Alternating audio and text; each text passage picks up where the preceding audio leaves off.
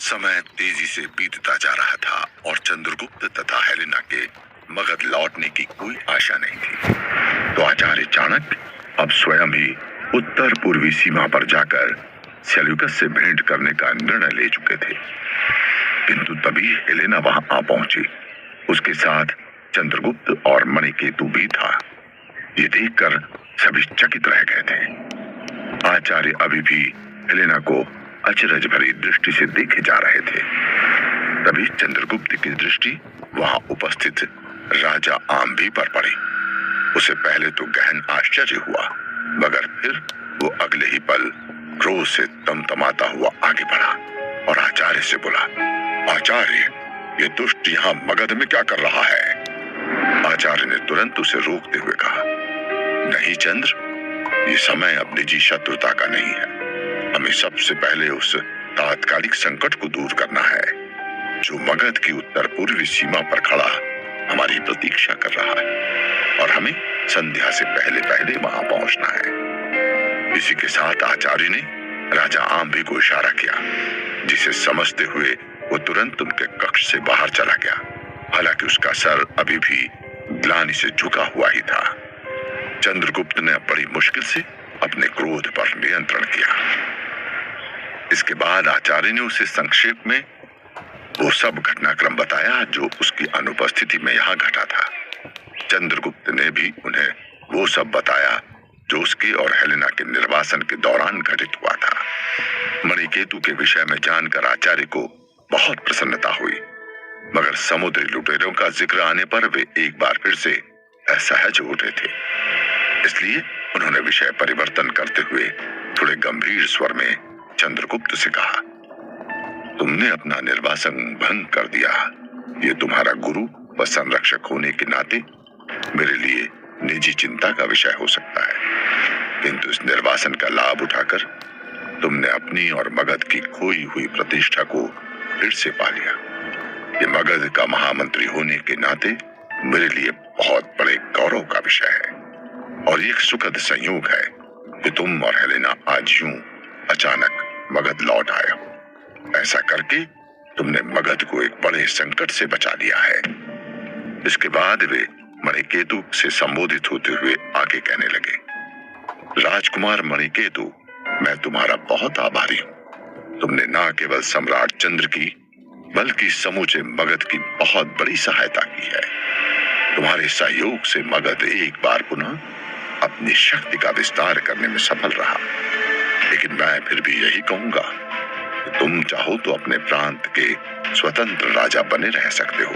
अपनी तक्षिका को साथ ले जाओ और सुखपूर्वक अपना जीवन व्यतीत करो, क्योंकि तुम दोनों ने बहुत कष्ट सहे हैं। इस पर मणिकेतु तुरंत आगे बढ़कर आचार्य के चरणों में झुक गया और ग्लानि भरे स्वर में बोला, आप मुझे और लज्जित ना करें आचार्य। प्रतिशोध की भावना के चलते मैंने सम्राट चंद्र और मगध का बहुत अनर्थ कर डाला था। अतः अब उसी के प्रायश्चित स्वरूप आप मुझे अपना सेवक ही बना रहने दें। यूं भी राजा बनने की लालसा मुझ में लेश मात्र भी नहीं है।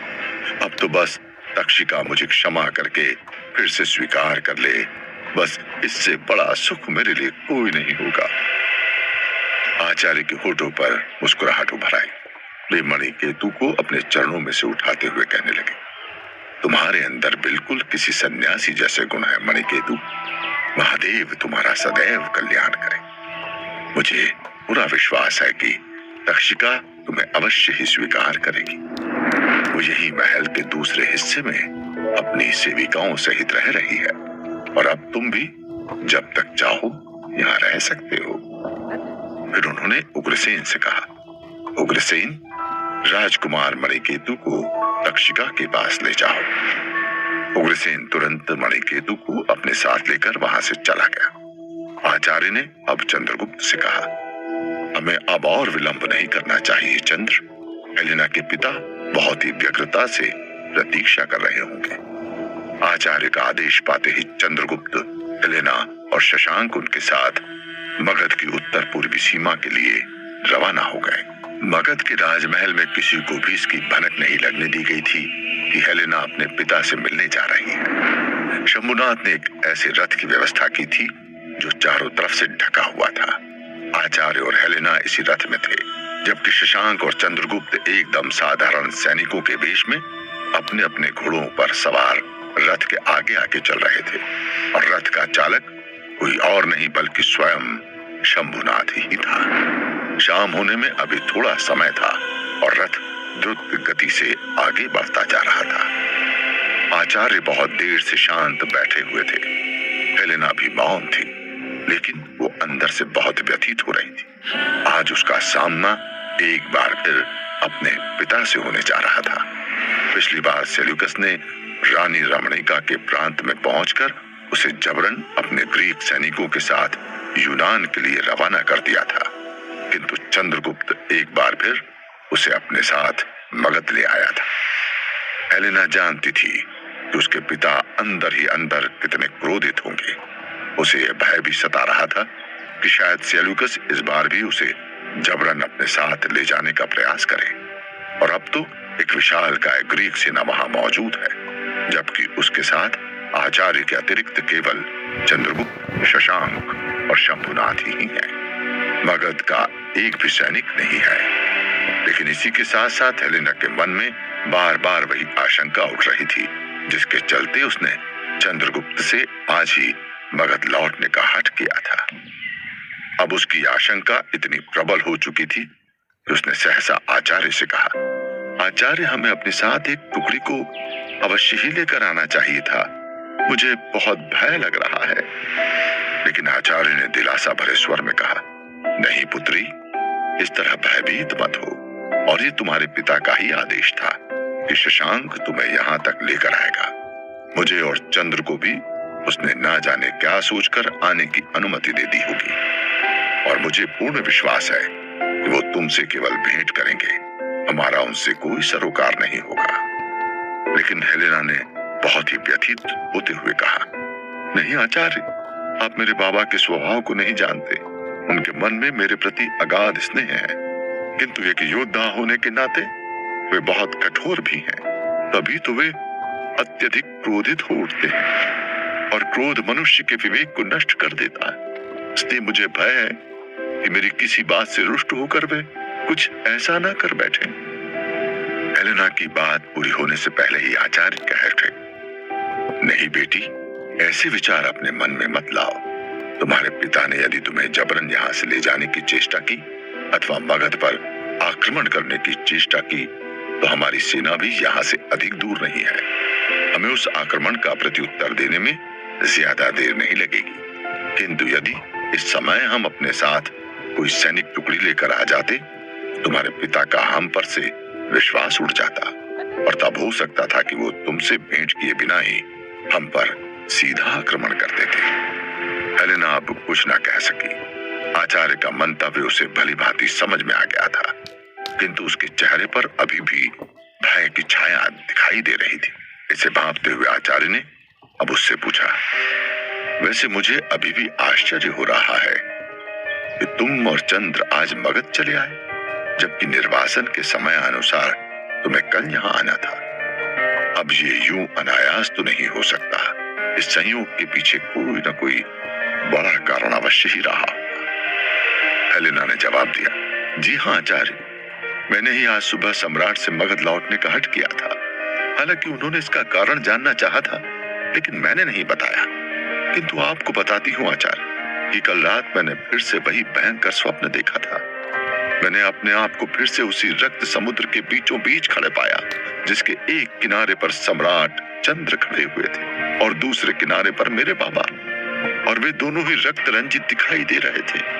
और इस बार मुझे आशा का संचार करने वाला वो धवल पक्षी नहीं दिखाई दिया, बल्कि उसके स्थान पर मैंने काले रंग के एक विशालकाय गिद्ध को देखा, जो लगातार उस रक्त समुद्र के ऊपर मंडरा रहा था। उसके बड़े बड़े विशाल पंखों के वेग से भीषण शोर उत्पन्न हो रहा था।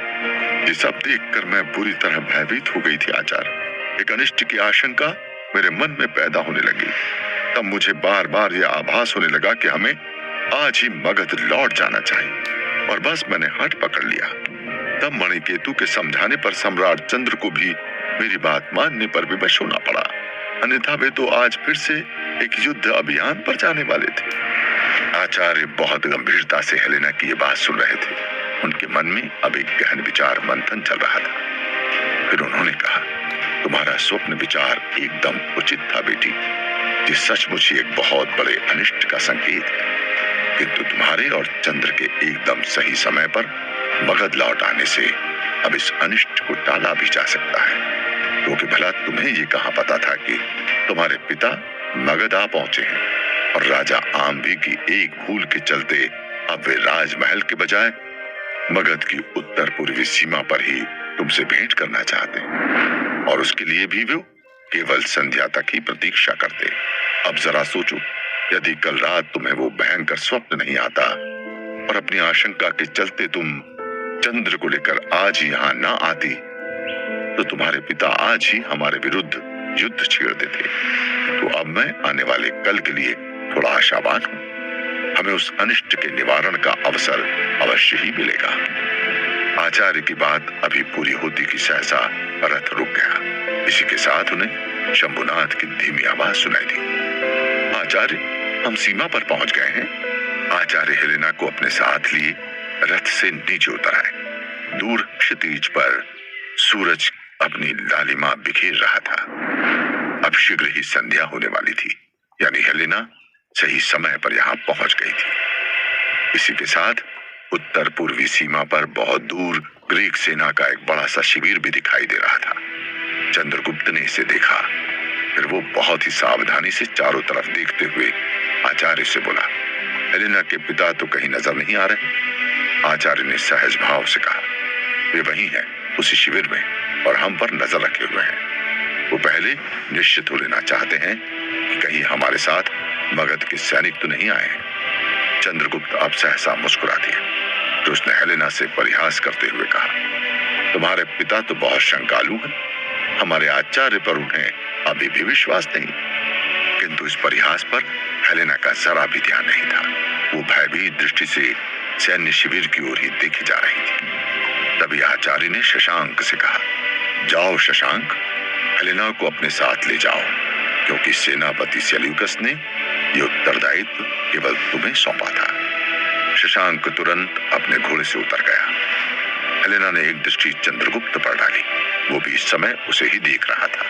उसे हेलेना की आंखों में भय की छाया स्पष्ट दिखाई दे रही थी, लेकिन वो अभी उससे कुछ कहता कि सहसा हेलेना शशांक के साथ सैन्य शिविर की ओर जाने लगी।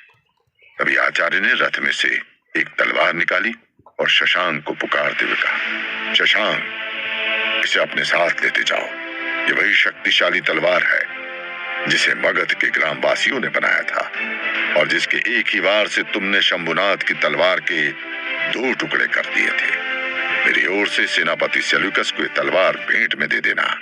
वो मेरा मंतव्य समझ जाएंगे। शशांक ने आचार्य से वो तलवार ले ली और हेलेना को अपने साथ लेकर ग्रीक सेना के शिविर की ओर चल पड़ा। तो अब क्या होगा आगे, जब सेल्यूकस की भेंट होगी हेलेना से, और आखिर आचार्य द्वारा भेंट में दी जाने वाली इस तलवार का क्या अर्थ है, जानने के लिए सुनते रहिए चाणक्य सिर्फ